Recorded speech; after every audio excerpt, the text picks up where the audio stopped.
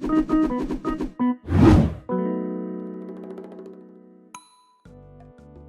guys, it's Protendo, and there are three constants in the world of Nintendo. F-Zero can't be revived, Pikmin 4 can never be released, and a Direct has to happen in September. I mean, it's hard to even call it a prediction at this point, because a September Nintendo Direct is just about the most obvious thing a Nintendo YouTuber can claim is happening. Since the creation of the Nintendo Direct in 2011, there's only been a single year in which the presentation was missing, so to assume that this year will follow the lead of the decade prior to it really isn't all that bold. Nevertheless, as a Nintendo YouTuber myself, I am forced by law to release a September Direct prediction video before it gets released. So, without further ado, let's take a look at the games and reveals that I think we'll see in Nintendo's presentation this month. Just like in my E3 prediction video, I'll go over the Direct's announcements in the order that I think they will show up in. So, first things first, I'm going with the game that's appeared in both of my last two prediction videos, 3D Kirby. I mean, the timing just feels perfect. After spring of next year, it will have been 4 years since Star Allies released. For comparison, every mainline Kirby game from Return to Dreamland to Star Allies released in about 2 years. HAL has been teasing the upcoming Kirby game like crazy, talking about how it's going to be a new step for the franchise and, hopefully, the greatest Kirby game of all time. I think this announcement is what will open the Direct. It's not the biggest or most unexpected reveal, but everyone knows Kirby, and if the game is 3D, it would make sense to push this title hard because of how much it could reinvigorate the series. Kirby definitely isn't the type of franchise that you announce a game for that's over a year away, so if we do see the next Kirby in this Direct, I'm expecting to get a release date that's in the first half of 2022, likely spring. Next up, we've got something that I'm sure will excite most of this channel's subscribers: Animal Crossing. I actually went back and forth on whether or not to include Animal Crossing in this prediction video. The most recent updates, or lack thereof, have really lowered my expectations for the game to the point where I wouldn't even be surprised if it doesn't show up in this Direct. Like, remember when we all thought that the safest lock for E3 was an Animal Crossing update? To be as naive as I was 3 months ago. Anyway, the only reason I'm predicting that New Horizons' next update will be shown in this Direct is because if it's not, it will genuinely be laughable. Like, currently I'm still in this bummed out zone of realizing that the game I spent 7 years of my life waiting for is a massive disappointment, but if it doesn't show its face in this Direct after Nintendo literally had to go out of their way to say, yeah guys, we know things are bad right now, but trust us, something passable will happen later this year, I would teeter into the zone of finding the entire situation hilarious. As for what to expect, once again, I don't expect much. I do think that this will be the game's 2.0 update, but I don't think the content within it will reflect that title.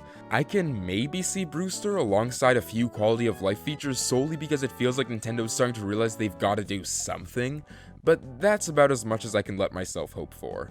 And to reiterate, I would absolutely adore being wrong. Nintendo could literally release the We Hate Mika update that includes everything I critique the game for missing, and I would consider it a win. After New Horizons, I think we'll see one of the Switch's most highly anticipated games get a more in-depth look: Splatoon 3. To the surprise of many, Splatoon actually skipped E3, but now that it has, I feel even more confident that we'll see it in the upcoming Nintendo Direct. Despite being incredibly new, Splatoon has already become one of Nintendo's frontline franchises, so I doubt they'd let us go a year without seeing the game, especially since the February trailer actually gave us a decent amount of content that included gameplay. I expect that Splatoon 3's new trailer will be split into two. One half will show us the changes to regular battling in more detail, giving us greater insight to the new weapons, modes, stages, and traversal options that the game will feature. But the second half will be more story-focused, hinting at the game's single player. More Salmon Edge shenanigans, united Inklings and Octolings, returning characters like the Squid Sisters and Off the Hook showing off new Chaos-themed designs, and maybe even the game's new idols, though I expect that reveal might be saved for a later date. I think it's a little too early for the game to get a release date, but I'm thinking it'll come out in Q2 of 2022. Following Splatoon 3, I think we'll see something a little more low-key: a new update for Mario Golf Super Rush. I don't own this game, nor have I been keeping up with the update plans, so I don't know exactly what's expected, but a new character and course is what came last time, so I wouldn't be surprised to see that again. I could definitely see someone like Dry Bowser, Diddy Kong, or Baby Mario joining the roster. And as for courses, I literally have no idea, so let's move on. Something that I think is inevitable but don't necessarily want is new Metroid Dread footage. The game is less than a month away, so Nintendo is almost certainly going to promote it in their fall direct, especially considering how hard they've been pushing it as of late.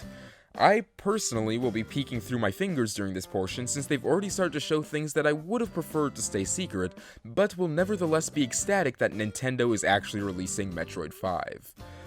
WarioWare will probably get a quick promotion as well, despite the fact that it's already out. Just a general reminder to check out the game if you haven't, possibly narrated by Charles Martinet himself, which I'm always down for. And then we reach the end of the direct. Shinya Takahashi thanks us for watching, but says that there's one final announcement, and hands us over to someone else, Masahiro Sakurai. Sakurai greets us, but quickly becomes retrospective, going over the history of Smash Ultimate since its announcement and talking about just how far the game has come. At this point, he doesn't even have to say it because we all know what's upon us, so the camera just fades to black into the final Smash Ultimate trailer. I literally have a whole concept of how the trailer would play out for the character that you guys know I'm currently predicting and hoping for, but at this point the reveal is so close that I'm genuinely terrified of somehow jinxing it. So, let me just say, Cinderace. It's Cinderace. Cinderace is the final Smash Ultimate character.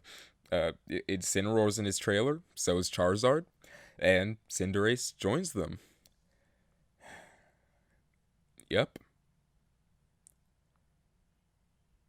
You know what, screw it. The trailer fades in from black as we hear someone running through dirt and grass. The camera shot changes and it's revealed that it's Lucas, who is frantically sprinting away from the other fighters who are under the control of Darkon, including Ness.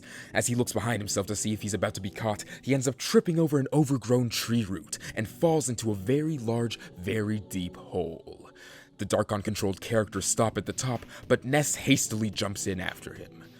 Cut back to Lucas, who has been slightly injured from his fall onto something golden, though his blurred vision prevents us from seeing what it is. Suddenly, Ness falls to the ground after him, doing a classic superhero landing. Lucas cowers as Ness prepares to attack, but suddenly, someone lands in front of him, stick in hand, saving Ness and releasing him from Darkon's grasp. Lucas looks up, and so too does the camera, and we're met with a familiar, unemoting face. Frisk from Undertale is determined to smash. I got a little into that, sorry. But yes, I'm still riding with Frisk, no matter how wild the prediction may be. At this point, it hardly matters. Also, as a side note, if Smash doesn't show up, then Xenoblade 3 will definitely end the direct. But anyways guys, that's about it for this video.